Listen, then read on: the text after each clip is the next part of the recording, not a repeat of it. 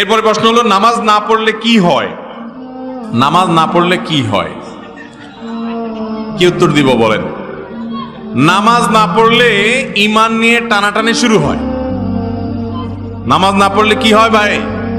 ঈমান নিয়ে টানাটানি কিভাবে শুরু হয় বুঝাবো।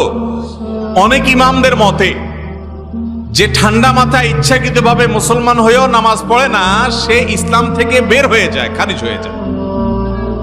অনেক ইমামদের মত এটা।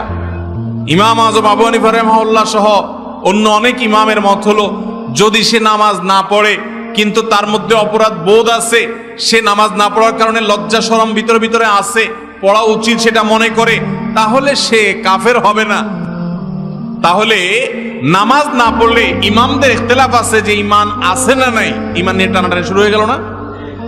তো নামাজ না পড়লে ঈমানে টানাটানি শুরু হয়। কিন্তু আমাদের বাংলাদেশের মানুষের ঈমানে এত মজবুত, এত শক্ত, বলে যে নামাজ না পড়লে কি হয়েছে, ঈমান আছে। একে তো চোর, আবার বড় গলা। নামাজ পড়ে না, এক অপরাধ করে, আবার বড় গলা করে যে নামাজ না পড়লে কি হয়েছে, ঈমান আছে। ভাইরা আমার, ওমর রাদিয়াল্লাহু তাআলা বলেছেন, লা হাজ্জা ফিল ইসলাম লিমান তারাকাস সালাহ, যেই মুসলমানের সন্তান, যে মুসলমান নামাজ পড়ে না, ইসলামে তার কোনো ভাগ নাই, হিস্সা নাই, নাম নিশানা নাই। কত বড় কথা।